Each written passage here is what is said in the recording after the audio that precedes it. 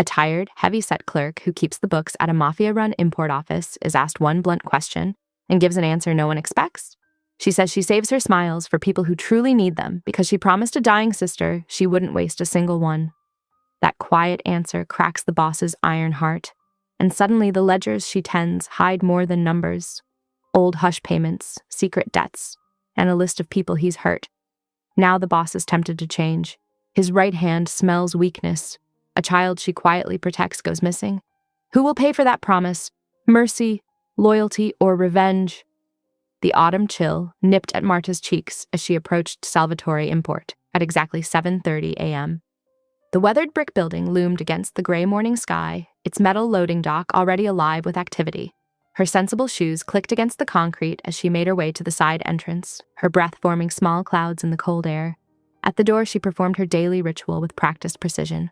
First, she tucked a wayward strand of dark hair behind her ear, then retied her practical lace-up shoes, making sure the double knots were secure. From her worn leather tote, she retrieved the small package Rosa had insisted she take this morning. A warm empanada wrapped carefully in wax paper. The old key turned smoothly in the lock, and Marta stepped into the familiar silence of the office.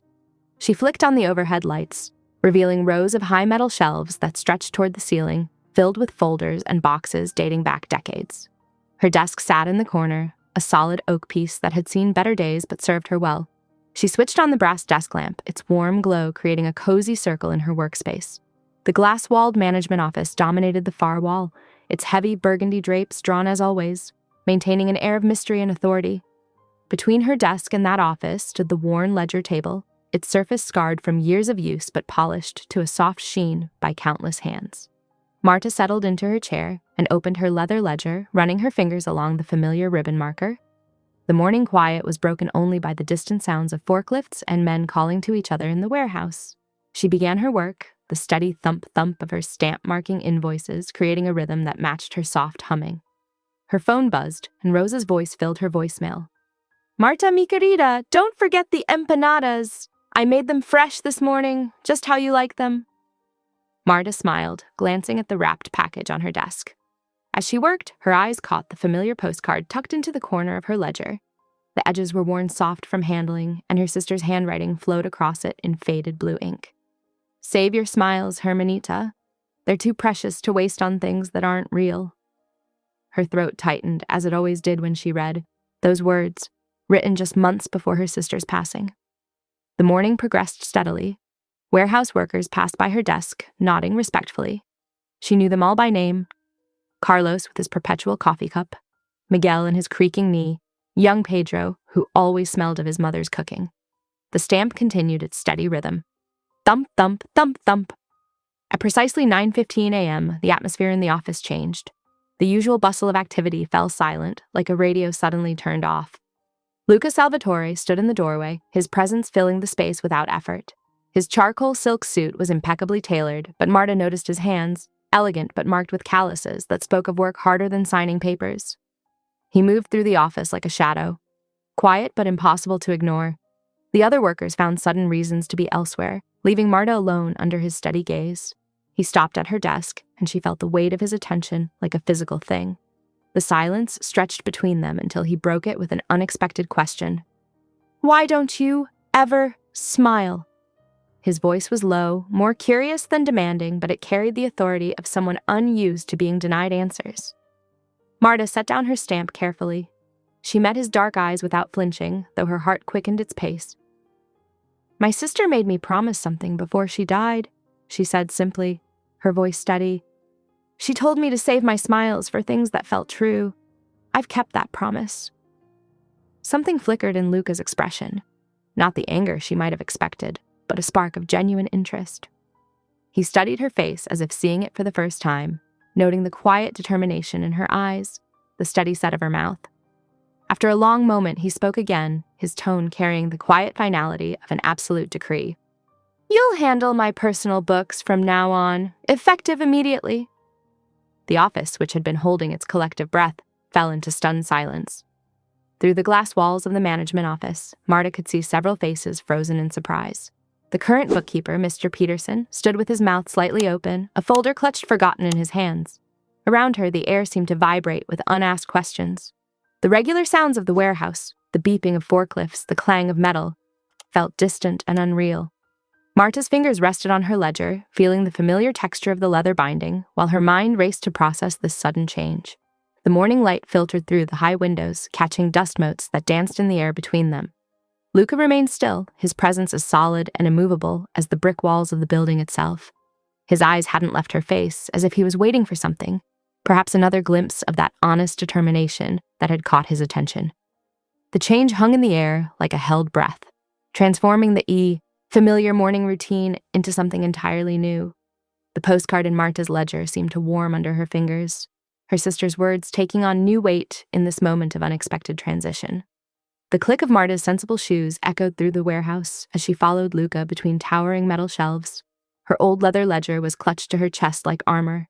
Behind them, she could hear the whispers starting already, could feel the weight of stairs from the loading dock where Enzo stood with his crew. Enzo's face was a study in controlled rage. His fingers drummed against his thigh as he watched their progress, and the men around him shifted uneasily, like birds sensing a storm. When Marta passed, he made a show of checking his phone, but his eyes followed her movement. The private office was tucked away in a corner of the building she'd never had reason to visit. Small, but with a window that faced the street, it held a solid desk, a new computer, and most notably, a heavy safe built into the wall. The room smelled of fresh paint and something metallic that made her think of coins. "Everything you need is here," Lucas said, gesturing to a stack of ledgers on the desk. His voice was quiet but carried that same undercurrent of absolute authority. "You'll have privacy. No one enters without my permission." Marta nodded, already noting the differences between these books and her usual invoices. These were bound in dark leather, thicker, with no printed labels, only dates marked in careful handwriting. Beside them sat a stack of manila envelopes, each marked with initials she didn't recognize.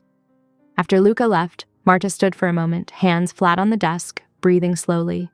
Then with the same precise movements she'd used for 15 years, she began to organize. A new notebook emerged from her bag, crisp and clean. Her hand trembled slightly as she wrote, "Luca, running accounts," on the cover, but steadied as she opened to the first page. The numbers in the ledgers told stories she wasn't sure she wanted to read. Large sums moving between accounts marked only with initials, payments for items listed in code. Her mind calculated quickly, professionally, even as her conscience whispered questions she couldn't answer. Luca appeared periodically throughout the day, his presence announced by a subtle shift in the air before he entered. His questions were specific, but seemed designed to test her understanding rather than trap her. "The receipt from March 15th, he might say, leaning against the doorframe. "Tell me about it." And Marta would respond with facts, only facts, her voice steady. 20,000 transferred to account LM, marked as consulting fees. She didn't ask what kind of consulting cost exactly 20,000 in cash, and Luca didn't volunteer the information. Between these visits, Marta's thoughts wandered to her neighborhood, to the families she helped with quiet regularity. Mrs. Gonzalez and her medical bills, the Rodriguez twins' school supplies, little Marco's lunches when his mother worked double shifts. Was she still that person, now that her hands touched these books? The numbers blurred before her eyes. She remembered her sister's words about truth, about saving smiles for real things. The help she gave was real. The gratitude in a child's eyes was real. Perhaps she could hold on to that even here. By 6:45 p.m., the warehouse had grown quiet. Marta locked the office door behind her, tucking the new key onto her ring next to her apartment key and the spare to Rosa's back door. The weight of it felt significant. The evening air was cool on her face as she walked the familiar blocks to Rosa's apartment. The neighborhood settled into its twilight rhythm, mothers calling children in for dinner, old men playing dominoes on card tables, music drifting from open windows. Rosa's kitchen smelled of warm pastry and coffee. "Marta, come in, you look tired, mi amor." Rosa's round face creased with concern as she ushered Marta to a chair. "Tell me everything." Marta accepted a cup of coffee but shook her head slightly. "I can't discuss it, Rosa, you know that." "Aye, secrets." Rosa waved a hand dismissively. "At least eat something. I saved you extra empanadas." She wrapped several in wax paper, then paused. "Will you see Marco tomorrow? That boy is too skinny."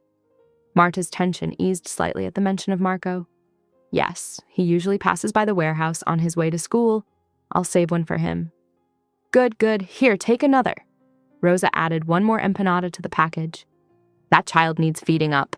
Did you see him yesterday? His shoes are wearing through again." As Rosa chatted, Marta carefully separated one empanada into a paper bag for Marco. The familiar action centered her, reminded her of who she was beyond today's changes. She might work in that private office now, handling ledgers that made her uncomfortable, but she was still the woman who noticed worn shoes and hungry children. "You're too quiet," Rosa observed, reaching across the table to pat Marta's hand. "Whatever it is, you'll handle it. You always do." Marta managed a small smile, a real one for Rosa. "Yes," she said simply. "I'll handle it." The paper bag crinkled as she tucked it into her tote, next to her old ledger and the new notebook. Tomorrow morning would bring more coded numbers, more careful questions from Luca, more sideways glances from Enzo, but it would also bring Marco's shy smile when she handed him breakfast, and that was something real to hold on to. As she gathered her things to leave, Rosa called after her, "Don't forget, tomorrow is Wednesday. I'm making pozole." Marta nodded, knowing that tomorrow would continue this week's strange new pattern, but at least some rhythms remained unchanged.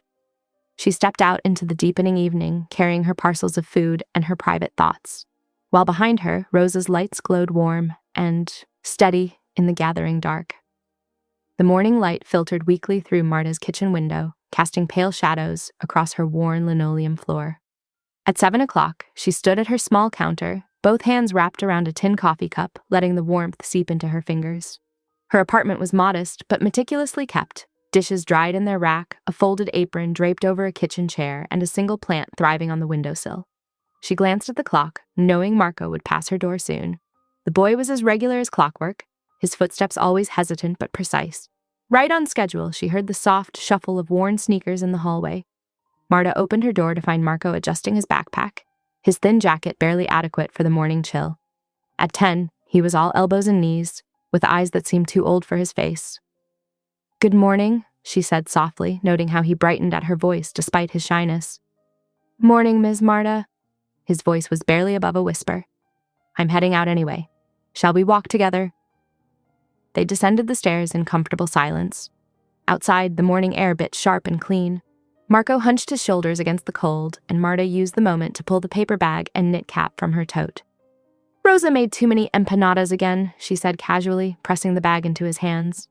"And I found this cap while cleaning. It's a bit small for me." Marco's fingers closed carefully around the offerings. The cap was new. Marta had bought it yesterday after Rosa mentioned his thin jacket, but Marco didn't need to know that. He pulled it on, and a small, private smile lifted the corners of his mouth. Marta tucked the image away, filing it alongside other precious moments. Marco sharing his colored pencils with the younger kids, his careful thank yous, the way he sometimes hummed while doing homework in the building's common area. They parted at the school gates, Marco clutching his breakfast, Marta watching until he disappeared inside. Then she turned toward Salvatore Import, her thoughts shifting to the work ahead. The private office felt different in the morning light. Marta opened Luca's ledgers, their leather covers smooth under her fingers. She began transcribing entries, her own neat handwriting, a stark contrast to the hurried scrawls she was copying. Mid-morning, an entry caught her eye. Under V 1999 was a woman's name, Victoria something, the last name partially obscured, and a substantial sum marked simply as settlement. Marta slipped a ribbon marker between those pages, her mind already cataloging questions she wouldn't ask. During her lunch break, she slipped next door to Rosa's small restaurant. The lunch rush hadn't started, and Rosa pulled her into the kitchen immediately, concern etched on her round face. "Mi amor, you look worried," Rosa said, pushing a plate of rice and beans toward her. "What's happening at that warehouse?" Marta glanced around before answering quietly. "The boss made me his personal bookkeeper." Rosa's wooden spoon clattered against the stovetop. "Luca Salvatore! Dios mio, Marta, that man, his family. They notice you now. Being noticed isn't safe." "I'll be careful," Marta assured her, touching Rosa's arm. "It's just numbers, Rosa. I'm good with numbers." "Numbers that could get you hurt," Rosa muttered, but she squeezed Marta's hand. "Promise me you'll be careful. Promise me you'll run if things feel wrong." "I promise," Marta said, knowing she probably wouldn't run. There were too many people depending on her quiet help. Marco, Mrs. Gonzalez, the Rodriguez family. She couldn't leave them. Back in the office, the afternoon stretched into evening. The warehouse grew quiet as workers left, but Marta stayed, comparing receipts against entries. Her desk lamp cast a warm circle in the growing darkness. Between 2 pages of the main ledger, she found it, a folded piece of paper, smaller than her palm. Someone had drawn careful columns in pencil, and at the top was a name, Anna M. Below it were dates and amounts, but no explanation. Marta opened her personal notebook, the one where she tracked her private accounts, the small loans she arranged, the anonymous donations to the church food bank, the children's school supplies she provided. On a blank page, she wrote simply, Anna, check Wednesday. The question mark seemed to float on the page, another piece in a puzzle she hadn't known she was solving. Outside her office, the warehouse settled into its nighttime silence, metal walls ticking as they cooled. Somewhere in the distance, a siren wailed briefly and fell silent. Marta gathered her things methodically, ledgers locked away, desk lamp off, chair pushed in precisely. Her footsteps echoed in the empty building as she made her way out. Tomorrow was Wednesday, and while she didn't know what answers she might find, she knew she would look for them carefully, methodically, the way she did everything else. The night air had grown colder. Marta pulled her coat closer, her mind already turning to home, a cup of tea perhaps, and the library book waiting on her nightstand. She thought of Marco in his new cap, of Rosa's worried face, of the mysterious Anna M. in the hidden ledger. So many threads to follow, so many quiet stories to untangle. At the bus stop, she checked her phone and found a message from Rosa. Don't forget, Pozole tomorrow. Bring that boy if you see him. Marta smiled slightly, a real smile in the darkness. Whatever complications her new position brought, some things remained blessedly simple. Hot soup on a cold day, a child's shy gratitude, a friend's steady concern. The bus appeared at the corner, its headlights cutting through the evening fog. Marta boarded, settled into her usual seat, and watched the city lights blur past the window. Wednesday would bring what it brought, and she would face it with the same quiet determination she brought to everything else. Marta arrived at Salvatore Import before sunrise, the streetlights still glowing against the dark morning sky. Her footsteps echoed in the empty warehouse as she made her way to her office, her breath visible in the cold air. She'd spent the night thinking about that folded ledger page, about Anna M., and what secrets might be hidden in those careful columns. With trembling fingers, she unlocked Luca's safe and pulled out the older ledgers, spreading them across her desk. Cross-referencing took time. Marta worked methodically, tracing payment patterns back through the years. Finally, in a dusty volume from 2005, she found it, an address in the East neighborhood, tied to a series of payments marked only as maintenance. The morning passed in a blur of numbers and notes. At noon, Marta grabbed her coat and slipped out, telling the receptionist she needed to check on her elderly neighbor. The lie felt heavy on her tongue. The East neighborhood was a maze of narrow streets and aging buildings. Winter wind whipped between the buildings, carrying the scent of someone's cooking and the faint wail of a distant siren. Marta pulled her scarf tighter, her sensible shoes clicking against worn cobblestones. The address led her to a 5-story walk-up with peeling paint and rusty fire escapes. A faded mural sprawled across one wall, children playing under a summer sky, the colors now muted by years of sun and rain. The front stoop was worn smooth by countless footsteps, and potted geraniums struggled against the cold in window boxes. At 1:30 precisely, Marta climbed the creaking stairs to apartment 3B. Her knock echoed in the narrow hallway. The door opened slowly, revealing an elderly woman with silver hair and tired eyes. Yes? The woman's voice was soft, wary. I'm sorry to disturb you, Marta said gently. I'm looking for information about Anna M. She lived here some years ago. The woman's face changed subtly. Anna? Yes, I remember Anna. Such a pretty girl. She hesitated, then opened the door wider. Come in, come in. It's too cold for hallway talk. The apartment was small but meticulously clean. Family photos lined the walls, and a cat dozed on a worn armchair. The woman, who introduced herself as Mrs. Kovac, made tea in chipped cups while she spoke. Anna was my neighbor for 3 years, she said, her voice halting. Such a kind girl, always helping with groceries. Then there was that trouble with the Salvatore family. She trailed off, watching Marta carefully. She testified? Marta asked softly. Mrs. Kovac nodded. She saw something she shouldn't have, spoke up about it too.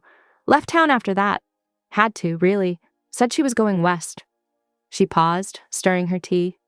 Always hoped someone would help her. Starting over isn't easy, especially not after. She didn't finish the sentence. Marta reached into her purse and pulled out an envelope.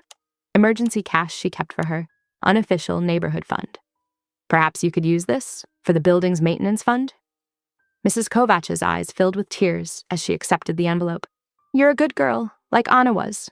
Tell her Maria still tends her geraniums if you ever see her. Walking back to the office, Marta's stomach churned. The settlement payments hadn't been maintenance at all. They were hush money, meant to keep people quiet about whatever Anna had witnessed. The family's way of buying silence. The warehouse was busy when she returned at 3:45. Workers moved crates, forklifts beeped, and phones rang. Marta slipped through it all like a shadow, heading for her office. She felt Enzo's eyes on her before she saw him. He stood near the loading dock, arms crossed, watching her with narrow-eyed suspicion. Something in his stance reminded her of a predator scenting prey. In her office, Marta opened her personal ledger. Under the lamp's warm light, she carefully added a new column labeled Help. Inside it, she listed small sums and names: Marco's school supplies, Mrs. Rodriguez's medicine, the envelope she'd given Mrs. Kovach. She was so focused on her task that she didn't hear Luca approach. His shadow fell across her desk, and she looked up to find him reading her notations upside down. His silence filled the room like smoke, heavy and suffocating. For a long moment, neither of them spoke. Then Luca turned away, his expensive shoes silent on the concrete floor. At the door, he paused. Enzo, he called, his voice carrying across the warehouse. Watch Petra's shipments. Marta's hands trembled as she closed her ledger. Outside her window, the afternoon sun painted long shadows across the warehouse floor, and somewhere in the distance, church bells marked the hour. The rest of the day passed in a blur of invoices and calculations. Workers came and went, speaking in hushed tones. Enzo disappeared after Luca's order, but his earlier suspicion lingered like a bad taste. At her desk, Marta continued her careful documentation, adding more names to her help column. Each entry represented a small act of defiance, a tiny rebellion against the weight of complicity she felt pressing down on her shoulders. The warehouse slowly emptied as evening approached. Through her office window, Marta watched the sun sink behind the city's skyline, painting the clouds in shades of orange and purple. The metal walls creaked as they cooled, and somewhere in the building, a door slammed shut. She thought about Anna, about Mrs. Kovach's tired eyes, about Marco's shy smile when she gave him the knit cap. So many small stories, so many quiet needs. Her ledger might hold dark secrets, but it also held hope, measured out in careful columns, one helping hand at a time. Thursday morning arrived with a metallic chill that clung to the warehouse walls. Marta settled into her usual routine, organizing papers and cross-referencing entries, the soft scratch of her pen filling the quiet office. At 10 o'clock, she headed to the break room for coffee. The small space smelled of burnt grounds and cleaning solution. As she reached for a paper cup, Enzo's bulk filled the doorway. Marta, he said, his voice deliberately casual. Just the person I wanted to see. She turned, keeping her movements measured. Good morning, Enzo. He stepped closer, blocking the exit. You know, bookkeeping is delicate work. Requires attention to detail. His fingers drummed against the counter. And absolute honesty. Yes, it does. Marta's voice remained steady, though her pulse quickened. I've been looking over some old records. Enzo's smile didn't reach his eyes. Interesting how numbers can tell stories, isn't it? Sometimes they even reveal inconsistencies. Marta met his gaze. Every entry in my books is accurate. Of course. He leaned against the doorframe. But accuracy and loyalty aren't always the same thing, are they? The threat in his words hung in the air like smoke. Marta carefully added cream to her coffee. If you have concerns about my work, you should speak with Mr. Salvatore directly. Enzo's expression hardened for a moment before smoothing into false pleasantness. Just looking out for the family's interests. We all should be careful about what we discover. He left, but his presence lingered like a shadow. Marta's hands trembled slightly as she stirred her coffee, but by the time she returned to her office, her composure was restored. The afternoon light slanted through the warehouse windows when Luca's secretary appeared at her door. Mr. Salvatore would like to see you. Luca's office was a study in controlled power. Dark wood paneling absorbed the light, and heavy curtains framed views of the city. He stood at the window, his reflection ghosted in the glass. Sit, please. He didn't turn immediately. When he did, his expression was unreadable. Do you have children, Marta? No, sir. I had a son. His voice carried no emotion. Antonio. He was 15 when the streets took him. Overdosed in an alley behind St. Michael's. Marta sat quietly, her hands folded in her lap. My wife, Isabella, left 6 months later. Said she couldn't live with what our life had cost. Luca's fingers traced the edge of his desk. The family business requires sacrifices. Some are harder than others. He wasn't asking for sympathy. This was a test. Marta could feel the weight of his attention. I keep my ledger of kindness, she said carefully, because promises must be kept. Some to the living, some to those we've lost. She paused. But your pain is your own, Mr. Salvatore. I won't presume to understand it. Something shifted in Luca's expression. Surprise, perhaps, or recognition. The silence between them felt different now, less charged. Your sister, he said finally. The one who asked you to save your smiles. What was her name? Elena. He nodded once, dismissing her with a small gesture. But as Marta reached the door, she heard him say softly, Thank you. The warehouse was quiet when she left that evening, the setting sun painting long shadows between the metal shelves. The air had grown colder, and Marta pulled her coat tighter as she walked the familiar streets to Rosa's apartment. Rosa had coffee waiting, and the kitchen smelled of fresh bread. You look tired, querida, she said, pushing a cup across the table. Too many numbers today? Something like that. Marta wrapped her hands around the warm cup. Rosa studied her face. That Salvatore man asking about your smile, strangest favor I've ever heard. In all my years, I've never known them to care about such things. He lost a son, Marta said quietly. Sometimes people recognize pain in others, and sometimes pain recognizes itself, Rosa replied. Be careful, Marta, their world isn't ours. Later, in her apartment, Marta sat at her small desk. She opened her personal notebook, the pages soft with use. Under today's date, she wrote about Enzo's veiled threats, about Luca's grief, about the way pain could bridge worlds without closing the distance between them. The city lights flickered outside her window as she added one final note. Elena would understand about keeping promises even when they lead down unexpected paths. She closed the notebook gently, tucking it away in its usual drawer. Tomorrow would bring the morning warehouse delivery, but for now she let herself rest in the quiet of her room, where ledgers balanced kindness against necessity, and old promises guided new choices. The clock on her wall ticked steadily, marking time in the growing darkness. Somewhere in the distance, a siren wailed and faded. Marta made herself a cup of tea, the familiar ritual soothing her thoughts. She thought about Luca's office, about the carefully constructed walls of power and the glimpse of humanity he'd allowed her to see. About Enzo's thinly veiled threats and the delicate balance she walked between duty and conscience. The tea grew cold as she sat, watching the city lights blink like stars. Tomorrow would bring its own challenges, but tonight she had her small victories, a moment of connection, a promise kept, a ledger that balanced more than just numbers. When she finally prepared for bed, the day's tensions began to ease. Her apartment was modest but neat, filled with small comforts. A crocheted blanket from Rosa, Elena's favorite vase on the windowsill, the steady ticking of the clock marking peaceful moments between decisions. The warehouse hummed with early morning activity. Metal wheels squeaked against concrete as workers maneuvered hand trucks between towering shelves. At precisely 8:30 a.m., 3 unmarked trucks backed into the loading bay, their diesel engines rumbling in the cold morning air. Marta stood at her desk, clipboard in hand, watching the methodical unloading. Wooden crates stamped with Italian and Greek customs labels moved past in an endless parade.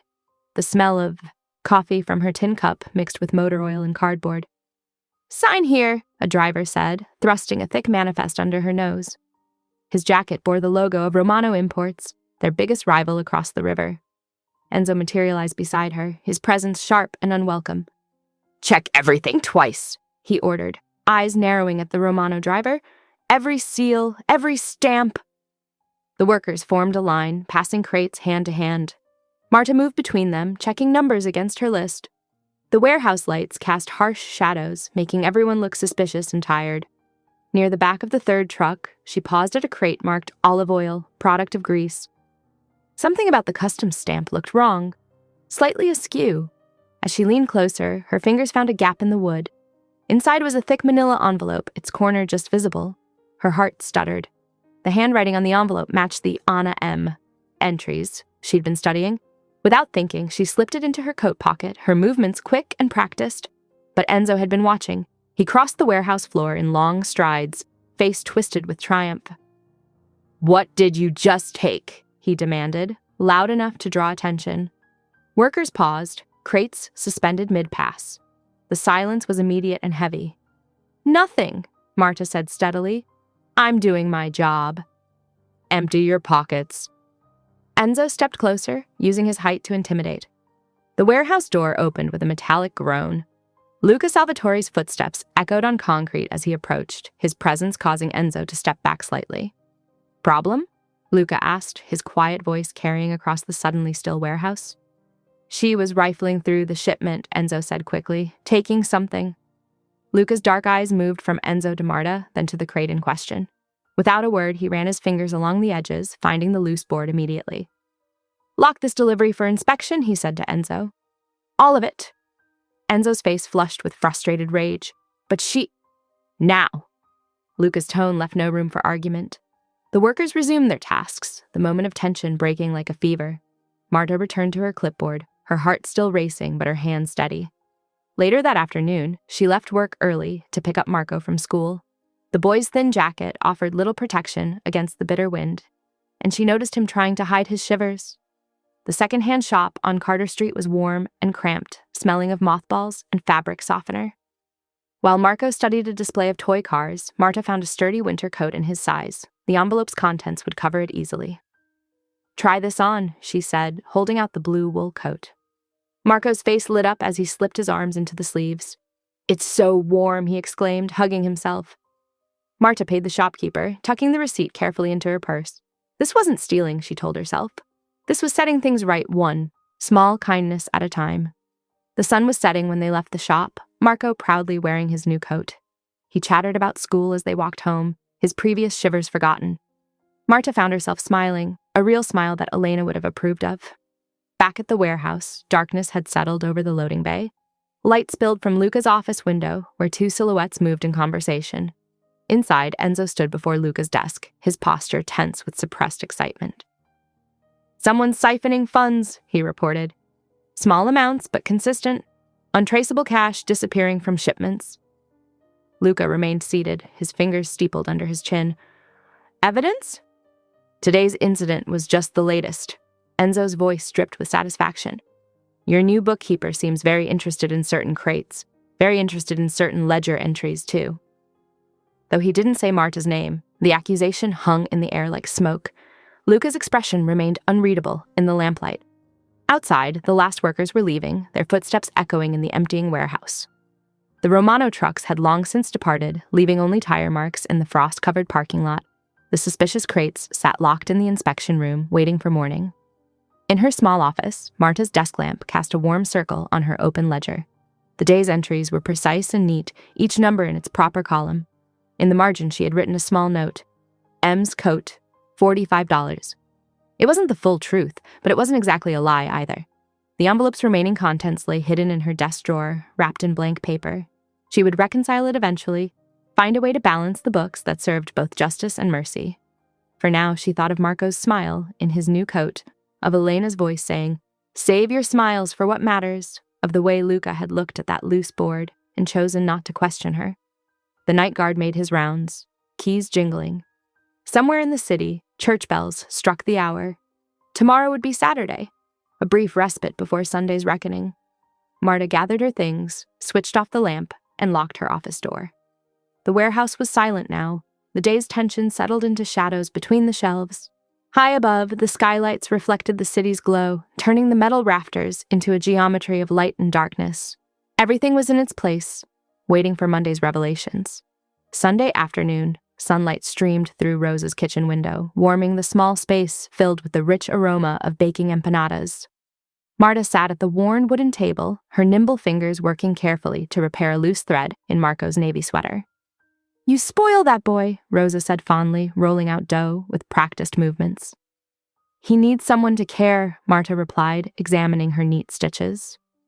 The sweater had seen better days, but her repairs would give it new life. Rosa's kitchen was a hub of constant activity. Mrs. Garcia, from apartment 3B, stopped by with a jar of homemade salsa, lingering to discuss the unseasonably cold weather. Mr. Perez, the retired mailman, brought news about holiday decorations going up early at the community center.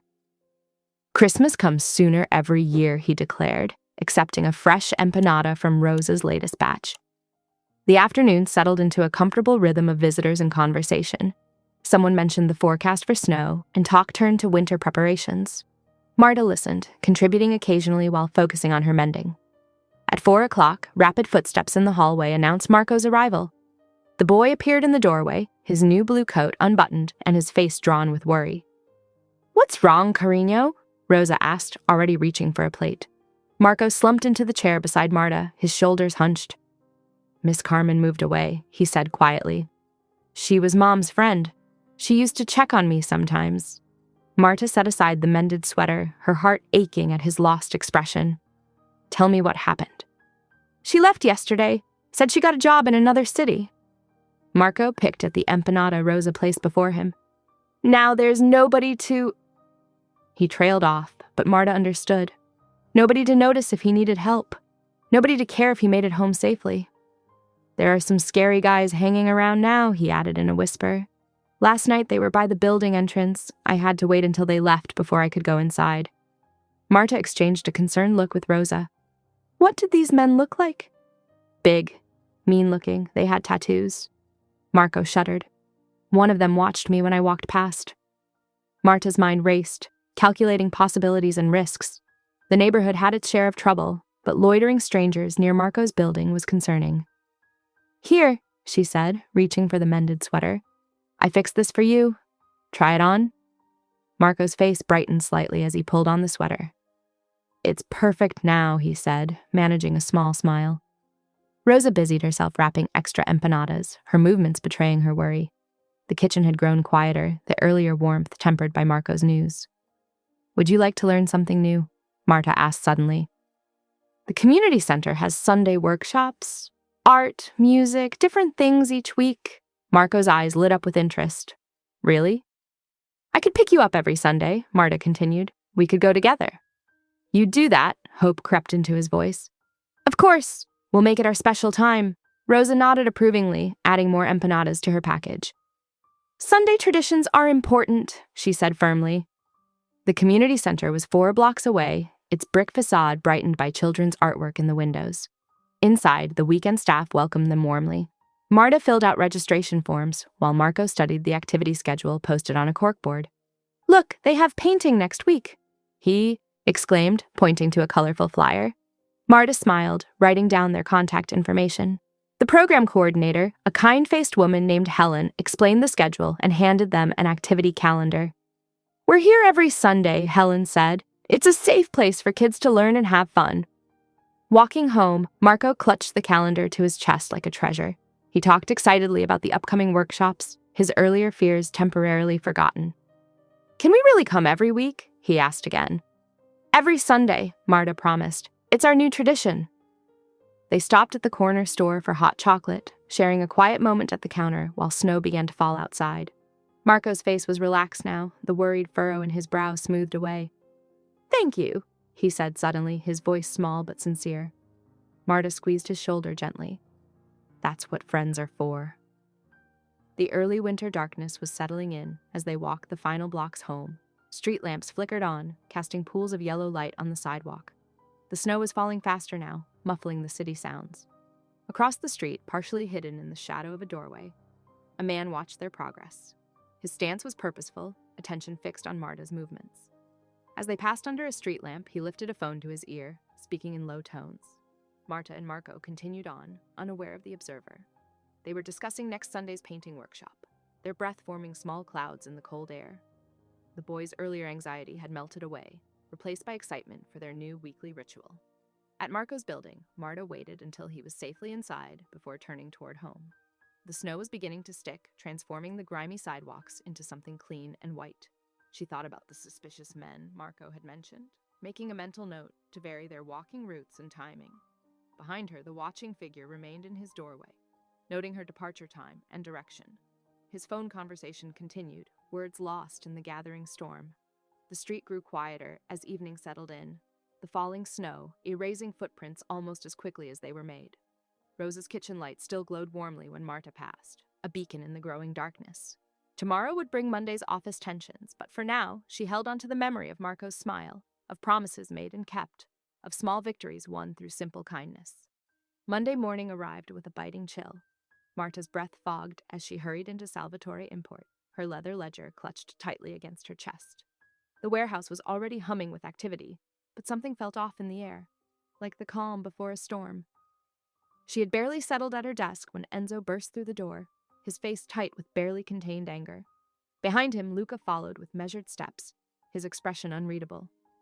"Show me the books," Enzo demanded, slapping his palm. On Marta's desk.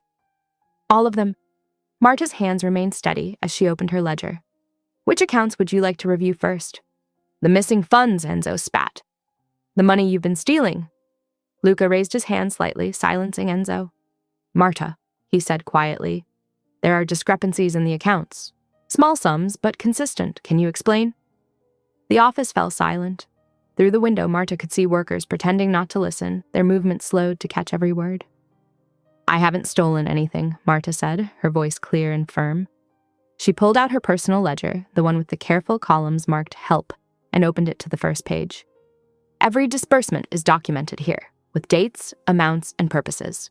Enzo snatched the ledger, his eyes scanning the neat rows of entries. "This proves nothing, except that you're keeping track of your theft." "They're repayments," Marta said, meeting Luca's gaze. "For old debts, things that were never made right." "What debts?" Luca asked, his curiosity evident despite his neutral tone. Marta took a deep breath. Anna M's mother, still living in poverty after her daughter was forced to leave town. Marco's family, struggling after their father disappeared following a business disagreement. Mrs. Patterson's unpaid hospital bills from when her shop burned down in '98. She paused. "All connected to Salvatore business, all buried in your old ledgers?" Enzo's face reddened. "You're admitting to theft and blackmail in the same breath." "I'm admitting to keeping promises," Marta corrected him. "To making things right, one small payment at a time." Luca remained silent, studying her face. The tension in the room grew thick enough to cut with a knife. "She needs to be dealt with," Enzo insisted. "This kind of betrayal?" "Enough," Luca interrupted. His voice was soft but carried absolute authority. "Marta, you have until tomorrow to provide documentation for every payment, every single one." He turned to leave, then paused. "And Marta, include the outstanding debts as well." Enzo's protest died on his lips as Luca walked away. He glared at Marta before following his boss, leaving her alone with her ledgers and a mountain of work ahead. The day passed in a blur of papers and calculations. Marta pulled files from the archives, cross-referencing dates and amounts. Each entry in her personal ledger had a corresponding event in the company's history, a connection she could prove, a wrong she had tried to right. As evening fell, most workers headed home, but Marta stayed, surrounded by stacks of papers. Her desk lamp cast a warm circle of light in the darkening office. During a late-night coffee break, she discovered an entry she'd overlooked. Hospital. Mrs. P. Unpaid. Mrs. Patterson's final hospital bill. Somehow it had slipped through the cracks. Marta added it to her list, determined to clear every debt before facing Luca tomorrow. The night grew older as Marta made calls to hospitals and social services, documenting payment histories and outstanding balances. Her hand cramped from writing receipts, but she pressed on. Each paper trail was a story of hurt made whole, of balance restored in small, quiet ways. At midnight, the security guard checked on her, concerned. "Ms. Ruiz, you should go home." "Soon," she promised, though her eyes were burning from fatigue. She organized everything into clear, chronological order. Original incidents, documented damages, and her carefully measured repayments. Next to each entry, she attached proof of the family's connection to Salvatore business and the impact of past actions. The office felt different at night, bigger, emptier. Her small lamp created shadows that danced across the walls as she worked. Every now and then, she'd pause to massage her tired hands or sip cold coffee. By 12:30 a.m., her documentation was complete, except for Mrs. Patterson's case. Marta made one final call to the hospital's billing department, leaving a detailed message about settling the ancient account. She gathered her things at 1 a.m., her body heavy with exhaustion. The night air was sharp and cold as she walked home, her mind still running numbers and dates. Her apartment felt especially quiet after the long day. Marta didn't even change clothes, just kicked off her shoes and collapsed onto her bed. Her last thought before sleep claimed her was of her sister's words. "Save your smiles for what's real." Today, despite everything, she'd stayed true to that promise. The ledger sat ready on her nightstand, organized and annotated, waiting for morning's reckoning. Tomorrow would bring its own challenges, but for now, Marta could rest, knowing she had accounted for every penny, every promise, every attempt to balance the scales of justice in her own small way. The alarm buzzed at 6 a.m., pulling Marta from a fitful sleep. Her neck ached from hunching over ledgers all night. She dressed quickly in the dim morning light, gathering her documentation and the hidden envelope she'd kept from the crate, her emergency fund for moments exactly like this. St. Mary's Hospital loomed against the gray morning sky. Inside, the fluorescent lights made everything look harsh and tired. Marta approached the billing window, where a clerk directed her to wait for Mrs. Patterson. The widow appeared a few minutes later, smaller than Marta remembered, wrapped in a worn cardigan. Her eyes brightened with recognition. "Ms. Ruiz, from the neighborhood meetings?" "Please, call me Marta." She gestured to a nearby chair. "I wanted to discuss your husband's old hospital bill." Mrs. Patterson's shoulders tensed. "That was years ago. The fire that took James's shop. He never recovered from the smoke damage."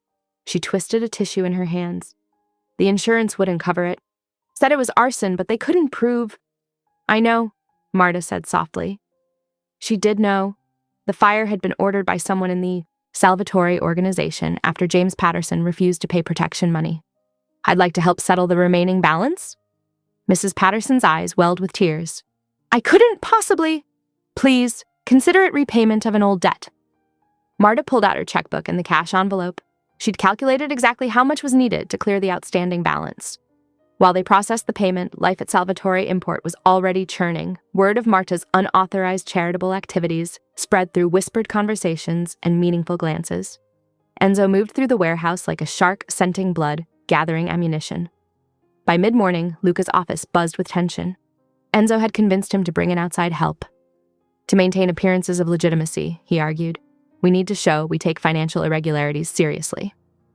Detective Claire Monroe arrived at 11:30 a.m., her gray hair pulled back in a neat bun, wearing a well-worn blazer that had seen countless investigations. She'd been watching Salvatore Import for years, building a mental catalog of patterns and players. "Routine inspection," she announced, but her sharp eyes missed nothing. She noted the new office arrangement, Marta's private workspace, the fresh tension in the air. Luca emerged from his office, impeccable in his suit but slightly paler than usual. "Detective Monroe, to what do we owe the pleasure?" "Community concerns, Mr. Salvatore." She pulled out a small notebook. "Several residents have reported unusual financial activities, mysterious payments, old debts suddenly cleared." Her gaze flickered to Marta's desk. "Thought I'd check the books, ensure everything's in order." "Our books are immaculate," Enzo interjected. "Ms. Ruiz here has been handling them personally." Claire's attention shifted to Marta, who met her gaze steadily. "Is that so? And how long have you been managing the accounts, Ms. Ruiz?" "Recently promoted," Marta replied calmly. "I ensure everything balances." "Everything?" Claire raised an eyebrow. "Including the community support programs I've been hearing about." Luca stepped forward, his presence filling the space between Claire and Marta. "Salvatore Import believes in supporting our community. All properly documented, of course." "Of course." Claire made a note in her book. "I'll need to review those documents." The inspection lasted hours. Claire examined ledgers, asked pointed questions, and observed the subtle power dynamics playing out around her. She noticed how Marta's answers were direct but careful, how Luca watched everything with controlled tension, how Enzo seemed to vibrate with barely contained aggression. Late afternoon sun slanted through the warehouse windows when Claire finally closed her notebook. "Interesting operation you're running, Mr. Salvatore. Very community-minded." Luca's smile didn't reach his eyes. "We try to be good neighbors." After Claire left, Enzo cornered Luca in his office. "She's not here by accident," he hissed. "Someone tipped her off. Someone with access to our books, our operations." His eyes darted meaningfully toward Marta's desk. "Either she's stealing from us, or she's working with the police. Either way, she's a liability." Luca remained silent, watching through the window as Marta organized papers at her desk. She moved with the same quiet efficiency she'd always shown, seemingly unaffected by the day's tensions. but he noticed her hands trembled slightly as she reached for her ledger. "We need to handle this," Enzo pressed, "before she brings everything down around us." Outside Luca's office, Marta could feel the weight of their stares. She continued working, reconciling numbers that told stories of harm and healing, of debts paid and balances restored. The hidden envelope had been emptied that morning, its contents transformed into relief for Mrs. Patterson. One more wrong made right, one more smile saved for something real. The office hummed with subdued tension as the day wound down. Workers hurried past Marta's desk, avoiding eye contact. Enzo prowled the edges of the warehouse, making calls in hushed tones. And Luca remained in his office, silent and watchful, weighing loyalty against security, tradition against transformation. As darkness gathered outside the warehouse windows, the day's events settled like dust, waiting for the slightest breeze to stir them up again. Detective Monroe's visit had shifted something fundamental in the careful balance of Salvatore import. The ledgers held their secrets, the numbers told their stories, and everyone waited to see which way the scales would tip. The Thursday evening air carried a bitter chill as Marta walked Marco home from his after-school program. Street lamps flickered to life, casting long shadows across cracked sidewalks. Marco chatted about his art project, clutching a painted ceramic bowl wrapped in newspaper. The first crash of breaking glass stopped them mid-step. Shouts erupted from around the corner, followed by the thunderous sound of running feet. A group of men in dark jackets swarmed the street, wielding baseball bats and tire irons. They moved with practiced efficiency, smashing windows and overturning trash cans. "Inside, quickly."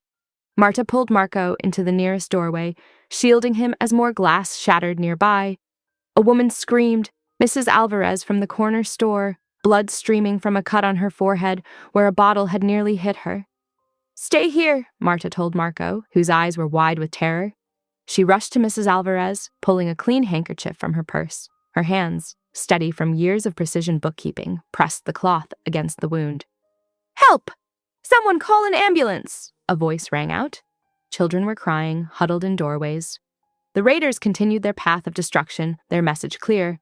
The Salvatore family's protection meant nothing here. Marta's fingers trembled as she dialed the office number. "Mr. Salvatore," she said when Luca answered, her voice tight but controlled. "There's trouble in the East neighborhood. They're trying to make a point." Luca's response was immediate and cold. "Keep people inside. We'll handle it." Within minutes, black SUVs appeared at both ends of the street. Salvatore's men emerged, their presence alone causing the raiders to scatter like roaches. But the damage was done. Broken glass glittered on sidewalks, overturned carts spilled produce across the pavement, and Mrs. Alvarez sat pale and shaking on her store's front step. Marta's hands never stopped moving. She helped Mrs. Alvarez into the arriving ambulance, gathered crying children from doorways, and picked up Marco's shattered ceramic bowl. The newspaper had protected most of it, but one edge was chipped, like the neighborhood's sense of security. Through it all, Enzo watched from the sidelines, a calculating gleam in his eyes. He noted how naturally Marta took charge, how people turned to her for comfort and direction. When she pulled out her phone to make another call, he drifted closer. "St. Mary's Emergency Room?" "Yes, this is Marta Ruiz from Salvatore Import. I'm calling about a patient coming in, Mrs. Elena Alvarez. The company will cover all expenses." Marta's voice was firm, professional. She jotted numbers in her ever-present ledger, categorizing the hospital charges under repairs. Enzo's smirk went unnoticed as he pulled out his own phone, snapping a quick photo of the ledger entry. Another piece of evidence for his growing collection. Back in her apartment that night, Marta sat at her small kitchen table while Rosa made hot chocolate. Marco huddled in a blanket on the couch, still trembling slightly. The ceramic bowl sat on the coffee table, its chip a reminder of how quickly safety could crack. "Drink this, mijito," Rosa said softly, pressing a warm mug into Marco's hands. "Sweet things help with shock, that's what my mama always said." Marta's own hands shook as she reviewed the day's entries in her ledger.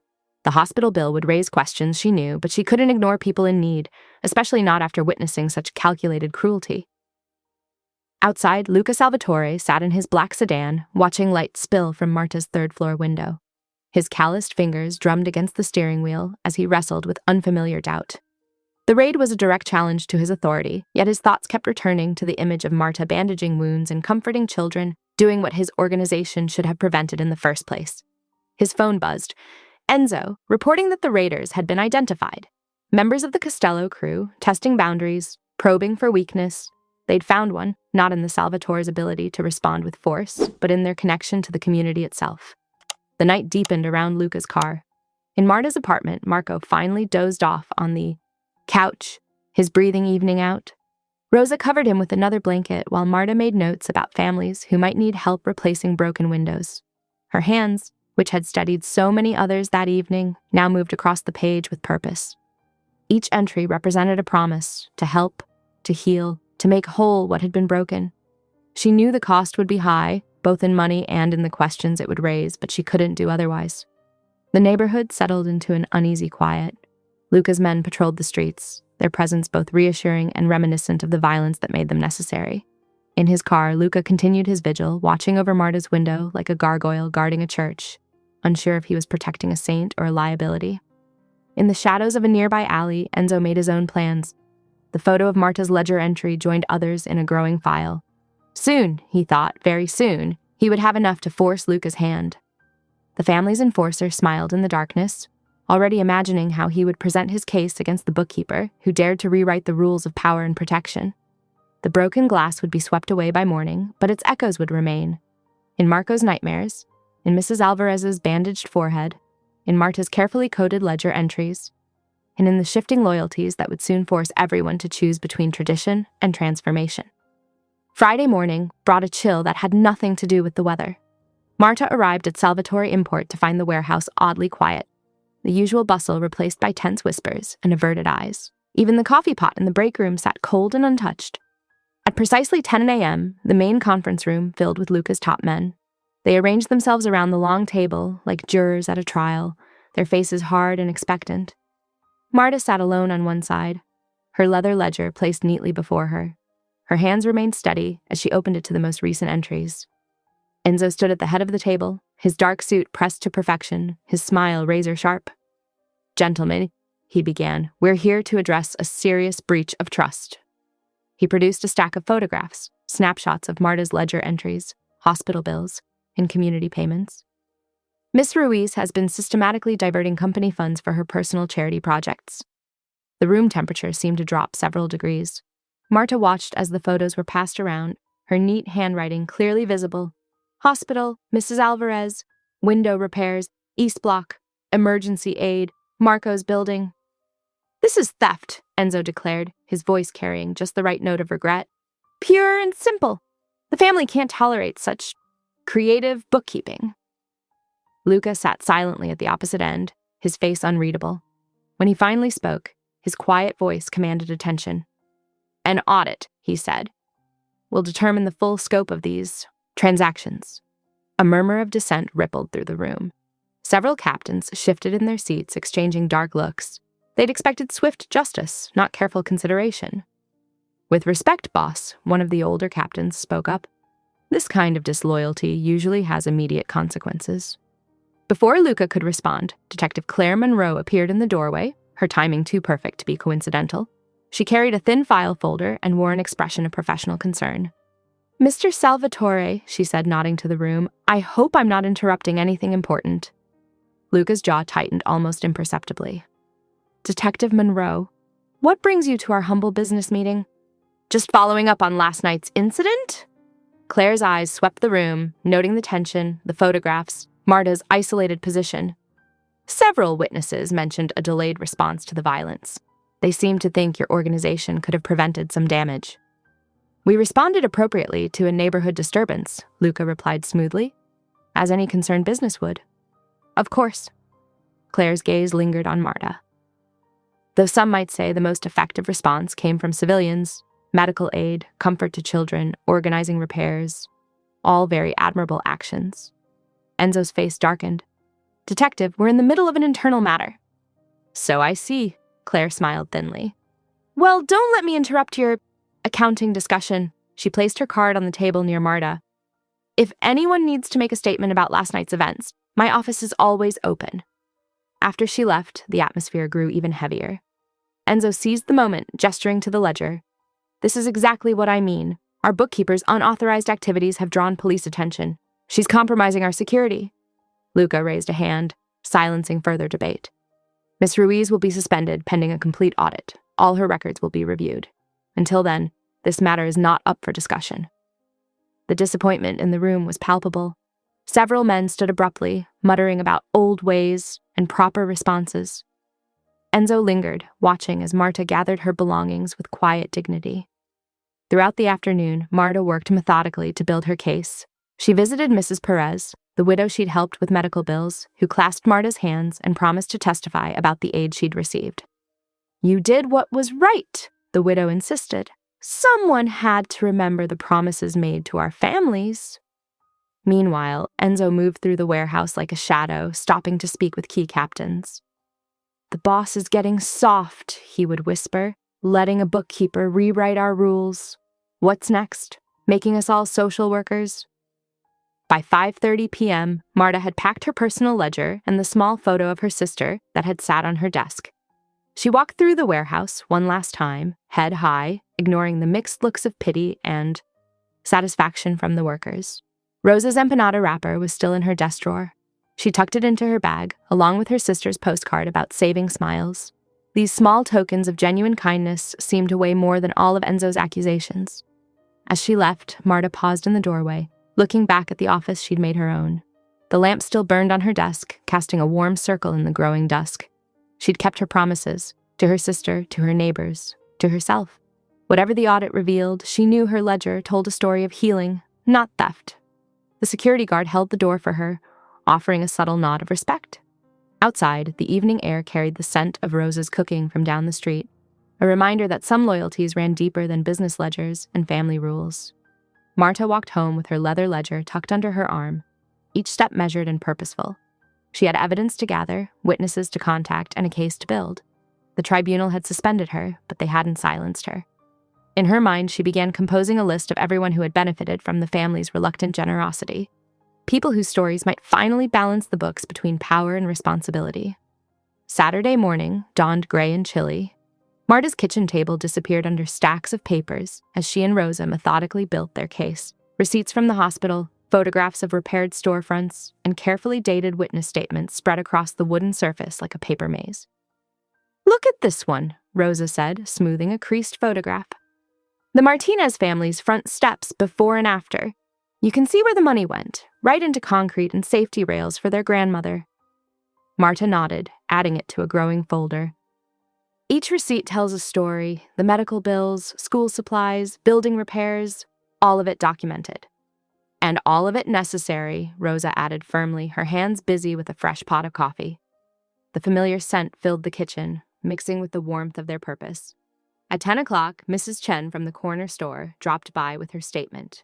She described how Marta had arranged emergency repairs after a pipe burst during winter, preventing the store's closure. "You saved my business," she insisted, signing her name with careful strokes. "I'll tell anyone who asks." Marco's teacher, Ms. Sullivan, arrived shortly after noon. She brought attendance records showing improved participation after Marta's quiet interventions. New shoes for physical education, proper winter coats, even basic school supplies that kept children in classrooms instead of on streets. The changes were subtle but significant, Ms. Sullivan explained, adjusting her reading glasses as she wrote her statement. Children who were struggling began to thrive. It wasn't just about material things, it was about dignity. Marta recorded everything in her ledger, cross-referencing dates and amounts. Each entry balanced perfectly against the funds she'd managed, proving nothing was stolen, only redirected toward healing old wounds. "Remember when you helped the Ramirez twins?" Rosa asked, sorting through medical receipts. "Their mother still brings tamales every Christmas."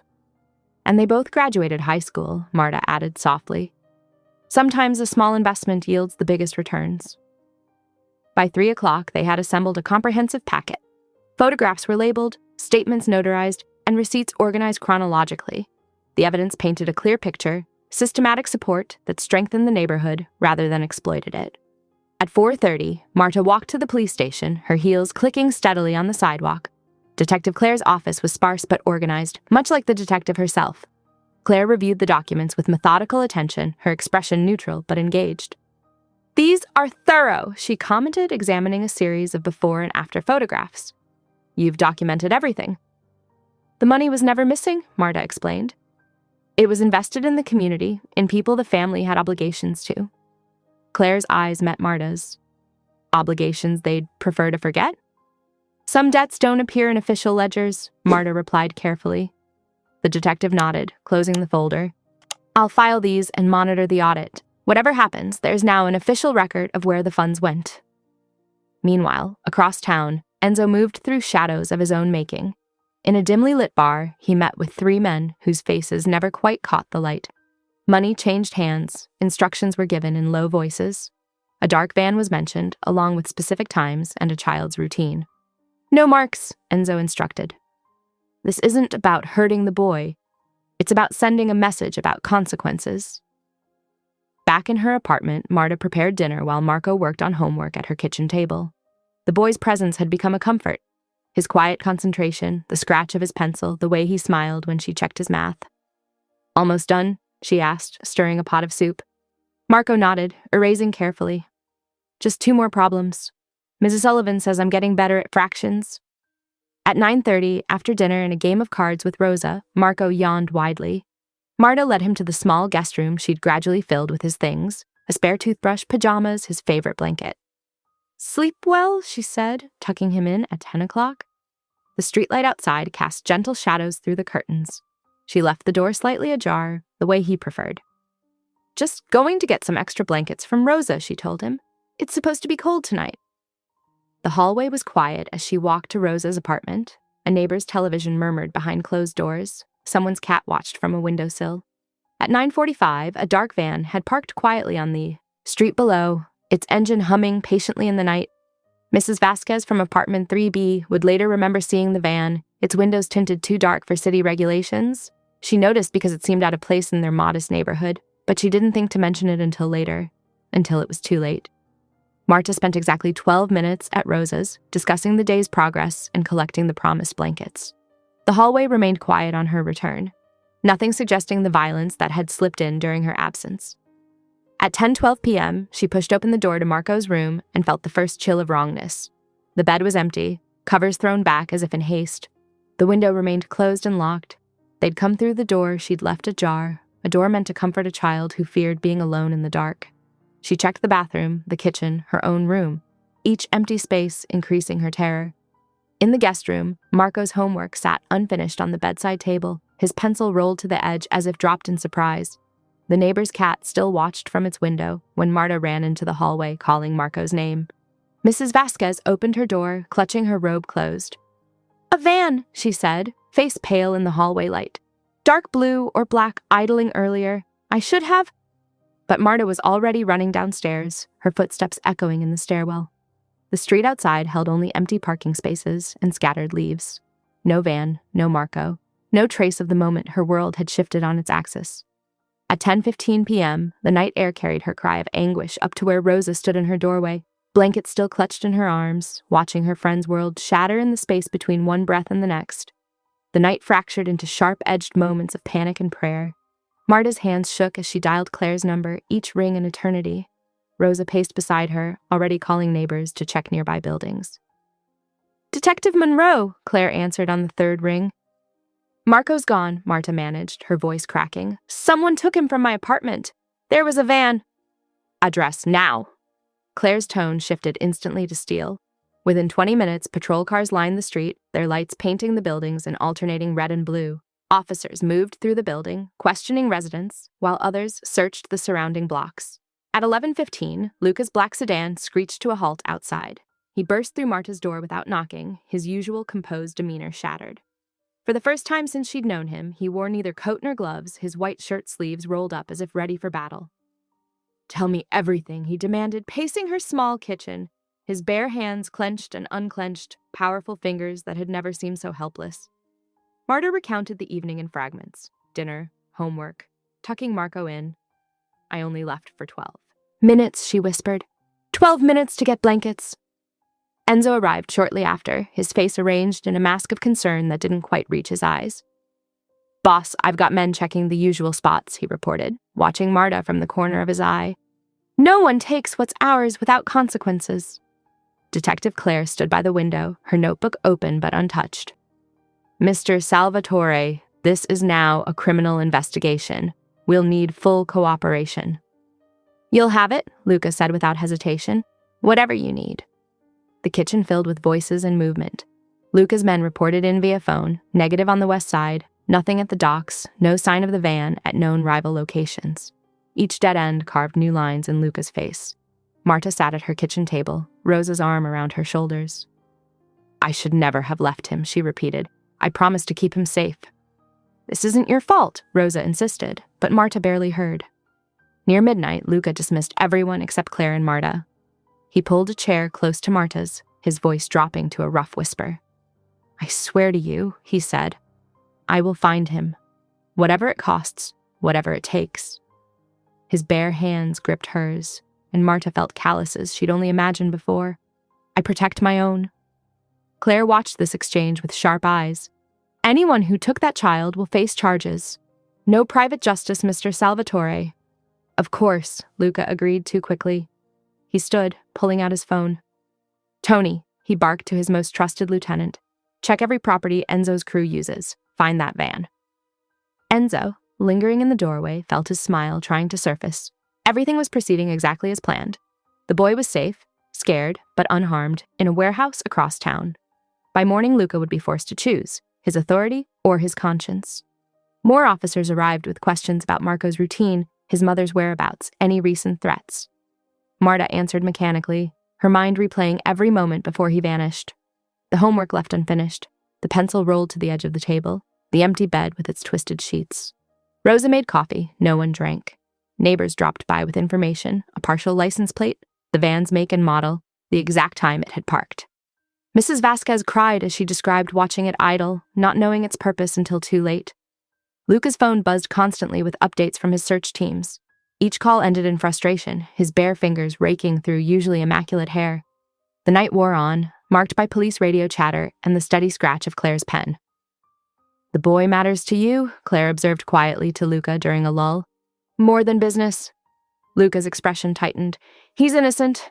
And Marta. He stopped, looking at the woman who had dared to challenge his smile, who had turned his ledgers into instruments of redemption. We'll find him, Claire promised, but her hand stayed near her. Weapon. She'd seen too many children used as leverage in power plays. At 1 a.m., Luca gathered his closest men in Marta's living room. Search every property Enzo's crew has touched in the last 6 months, he ordered. Every warehouse, every safe house. Find that van. Enzo's face betrayed nothing, but his shoulders tensed slightly. Boss, you think one of our own? I think, Luca cut him off, that someone wants my attention. They have it. Officers began rotating shifts, fresh faces replacing tired ones. Claire stayed, her presence both warning and reassurance. She positioned officers at strategic points throughout the neighborhood, coordinating with Luca's men in an uneasy alliance. Marta hadn't moved from her kitchen chair, her ledger open before her, as if its neat columns might reveal where she had gone wrong. Rosa pressed a cold cup of tea into her hands. He trusts you, Rosa murmured, nodding toward Luca. He'll find Marco. But will it be in time? Marta whispered, remembering Marco's smile just hours ago, his pride in improving at fractions, the way he'd waved goodnight before she left for those fatal 12 minutes. Outside, the city continued its nighttime rhythm, unaware that somewhere in its shadows, a 10-year-old boy waited in darkness, hoping someone would come. Dawn approached with agonizing slowness, each minute stretching like years, each moment without Marco a fresh wound in Marta's heart. Dawn broke over the city with the thrum of helicopter blades. Police choppers circled methodically, their searchlights sweeping warehouse roofs and empty lots. The sound echoed off buildings like mechanical thunder. Marta stood at the precinct window, watching teams of officers and Luca's men move through the streets below. She hadn't slept, couldn't eat. Rosa had tried forcing tea and toast on her an hour ago, but the food sat untouched. Another sweep of the docks, Claire announced, marking locations on a map spread across her desk. Mr. Salvatore's people are coordinating with Harbor Patrol. Enzo stood near the door, his face a mask of concern. I've got men checking every abandoned building in the east side, he reported. No stone unturned. Marta caught the slight curl of satisfaction at the corner of his mouth. It vanished so quickly she might have imagined it, but something in her chest tightened. Throughout the morning, officers cycled through security footage from nearby buildings. Frame by frame, they watched the dark van appear and disappear into the night. License plates were obscured, faces hidden, but the vehicle's distinctive dent on the passenger side became their only solid lead. Coffee? Enzo offered Marta a paper cup, his voice dripping with false sympathy. You look exhausted. She took it without drinking, her hands shaking. Every minute that passed was another minute Marco spent alone and afraid. By noon, the search had expanded to include abandoned properties and known rival territories.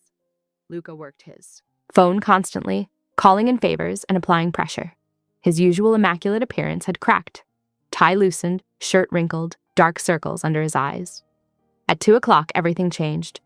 Tito, a young crew member who usually handled dock deliveries, approached Luca in the precinct hallway, his hands twisted nervously at his sides. Boss, he said quietly, I need to tell you something about the van. Luca drew him into an empty interview room. Marta watched through the window as Tito spoke, his shoulders hunched, voice too low to hear.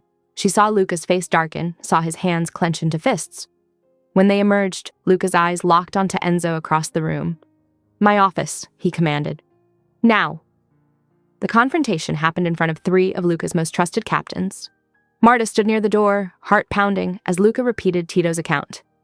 2 men, Luca said, voice dangerously soft. Hired muscle from outside. You were seen, Enzo, Tuesday night, giving them instructions. The van had a dent on the right side. Enzo's laugh was sharp and dismissive. You're believing this rat? He jerked his head toward Tito. Kid probably got high and imagined the whole thing. I know what I saw, Tito insisted. His voice shook but held firm. You paid them cash. I was unloading crates when you thought no one was watching. This is ridiculous, Enzo snapped. Boss, you know me. Why would I take the kid? To force my hand, Luca replied. The room temperature seemed to drop. To make me choose between authority and conscience. The captains shifted uncomfortably. This was family business becoming dangerously public. Luca stepped closer to Enzo, every movement measured. Where is he? This is beneath you, Enzo tried. The bookkeepers made you soft. Since when do we care about street kids? Since now. Luca's voice could have cut steel. You have one chance to tell me where Marco is, or I start asking less politely. For a moment, the old Luca, the one whose silence meant violence, showed through. Enzo's smirk faltered, but Luca surprised everyone by turning to his captains instead of striking. Search team, he ordered. Small groups, quiet entry. I want the boy found alive and this contained. No police involvement yet. It was a calculated choice. Authority through restraint rather than rage. The captains nodded, understanding the implicit message. Luca was choosing justice over vengeance. Enzo's face twisted. You're making a mistake, he spat. The family needs strength, not charity. The family, Luca replied, needs honor. Take him to the back office. Watch him. 2 men moved to flank Enzo, who went rigid but didn't resist. As they led him out, Marta caught his glare, pure hatred masquerading as contempt. The afternoon crawled by, intense preparation. Teams were assembled, locations mapped. Tito worked with Claire to identify possible warehouses where the hired men might have taken Marco. At 5:45 p.m., Tito burst into the office. The River District, he said breathlessly. I remembered. One of the guys mentioned a delivery to Warehouse 17. It's been empty since the strike last year. Luca moved immediately. Antonio, take 4 men. Diego, cover the south exit. No sirens, no marked cars. He turned to Claire. Give us an hour. If we don't call, bring everyone. Claire nodded grimly. 1 hour, then it becomes official. Marta stepped forward. I'm coming. No?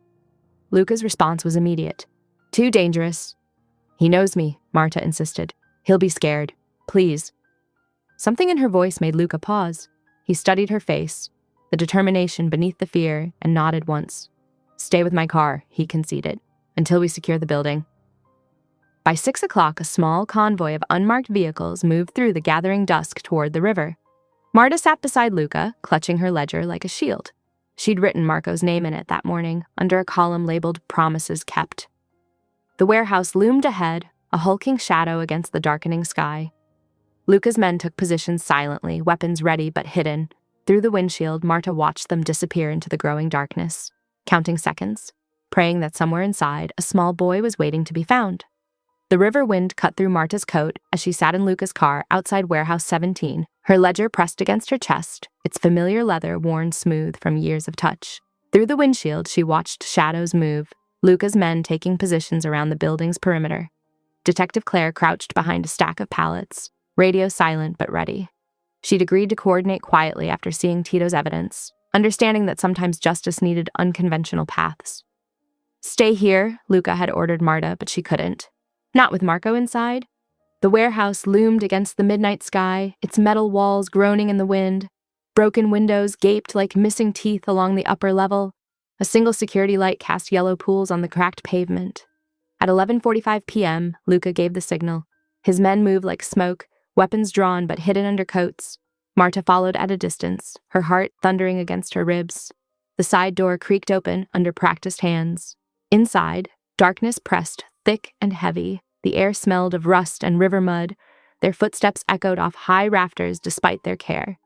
Marta clutched her ledger tighter, its presence steadying her nerves. A clatter from above made everyone freeze, then a small whimper. Marco's voice. "Please," he called out. "I want to go home." Marta's chest tightened. She started forward, but Luca's hand caught her arm. "Second level," one of Luca's men whispered. "2 guards by the stairs." Luca nodded, gesturing his team to split up. Detective Claire positioned herself near the exit, ready to intercept any runners. The first guard never saw them coming. A quick, silent takedown had him zip-tied and gagged. The second reached for his weapon, but found himself face down before he could fire, Claire's knee in his back as she recited his rights in a whisper. Upstairs, Marco sat huddled in a corner, wrapped in a dirty blanket. 2 more men stood nearby, arguing in harsh whispers. When Luca's team burst in, one grabbed for Marco while the other drew a gun. "Don't!" Luca's voice cut through the tension. "You're already in enough trouble." The armed man wavered, glancing at his partner. Enzo said. Enzo lied. Luca interrupted. "Put it down. Detective Claire is downstairs with backup on call. This ends legally." Marta edged around the confrontation, moving closer to Marco. His eyes found hers, wide with fear and hope. The gunman's partner broke first. "Man, forget this," he dropped his hold on Marco. "I didn't sign up for kidnapping no kid." "Smart choice," Luca said quietly. "Surrender now, cooperate with the detective, maybe see daylight again before you're old." The gun lowered slowly. Claire appeared at the top of the stairs, handcuffs ready. That's when Enzo burst in through the fire escape. He must have broken free from his guards, tracked them here. His face was twisted with rage as he lunged for Marco, using the chaos as cover. Marta moved without thinking. She stepped between them, ledger raised like a shield. "No," she said firmly. "Enough."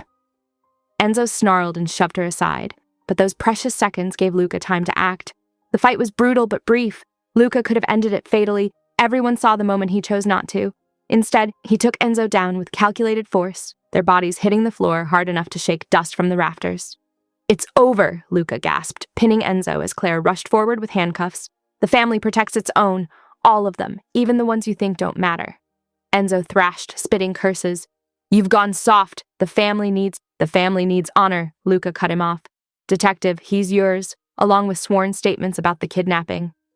Claire efficiently cuffed Enzo, reciting his rights with professional detachment. "We'll need formal statements tomorrow. All of you." Marco broke free from his corner and ran to Marta, burying his face in her coat.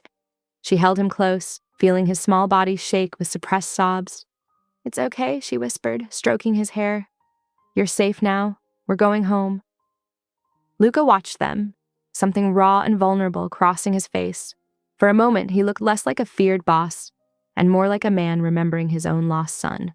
The cleanup was quick and quiet. Claire coordinated with her precinct for discreet transport of the prisoners. Luca's men secured the scene, erasing traces of their presence. By 1:15 a.m., they pulled up outside Marta's building. Rosa was waiting at the door, her face lined with worry. She rushed forward as Marco climbed out of the car, wrapping him in a fierce hug. "My brave boy," she murmured, checking him for injuries. "Come inside. I have soup warming and your favorite blanket." Marta turned to thank Luca, but he spoke first. "Tomorrow," he said quietly, "we'll talk about making things official. Legal guardianship papers, protection that goes through proper channels." Marta nodded, understanding the shift this represented. "Thank you." "No." Luca's voice was rough. "Thank you for teaching an old man about different kinds of strength." At 1:30 a.m., Marta sat on her couch. Marco curled up asleep against her side. Rosa bustled in the kitchen, making tea and muttering prayers of thanks. The ledger lay open on the coffee table, its pages a testament to promises kept and debts repaid. Outside, a police car quietly patrolled the street. Claire's doing. Inside, the apartment was warm with relief and second chances. Morning light filtered through the tall windows of Salvatore Import's main conference room. The usual bustle of the warehouse below was hushed, replaced by the tense shuffling of feet as employees gathered for the emergency meeting. At precisely 9 a.m., Luca entered, his presence commanding immediate silence. Detective Claire followed, her professional demeanor a stark contrast to the family's usual way of handling matters. Marta stood near the back, her leather ledger clutched close. "Family," Luca began, his voice carrying to every corner. "Yesterday's events forced us to confront uncomfortable truths. Enzo's actions." He paused, jaw tightening. "They betrayed everything we claimed to stand for." Detective Claire stepped forward, presenting official documentation. "Mr. Salvatore has agreed to full cooperation in the kidnapping investigation. Enzo will face criminal charges." Murmurs rippled through the crowd. This was unprecedented, the family handling matters through legal channels rather than their own justice. "But that's not all," Luca continued. "Marta, please join me." Heads turned as Marta made her way forward, her steps measured and calm, despite the attention. Luca gestured to the chair beside him, a symbolic placement that wasn't lost on anyone present. "For years, we've operated under the assumption that strength means taking. Today, that changes." Luca's hand rested on Marta's ledger. "This book contains a record of debts we've ignored, people we've harmed, communities we've damaged while claiming to protect them." He opened the ledger, displaying pages of careful notes and names. "Starting today, Salvatore Import establishes the Community Restitution Program. We will publicly acknowledge past wrongs and work to repair them." The announcement landed like a stone in still water, ripples of reaction spreading through the room. Some faces showed shock, others relief, a few flickered with resistance to change. "Ms. Ruiz will oversee this program as our official community liaison. Her ledger becomes our guide to making amends." Luca turned to Marta. "Will you accept this role?" Marta met his gaze steadily. "Yes, if it means helping our neighbors heal." Detective Claire nodded approvingly. "The department will monitor the program's progress. This could be a model for responsible community engagement." By afternoon, word had spread through the East neighborhood. The small plaza outside Marco's building buzzed with activity. Workers replaced broken windows while others repaired the crumbling stoop. The smell of Rosa's empanadas wafted from a folding table where she served them with proud efficiency.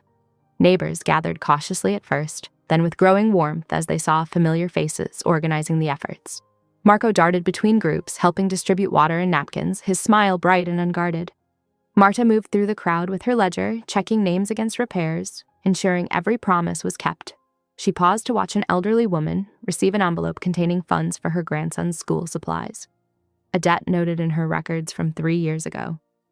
"You've created something remarkable here," Luca's voice came from beside her.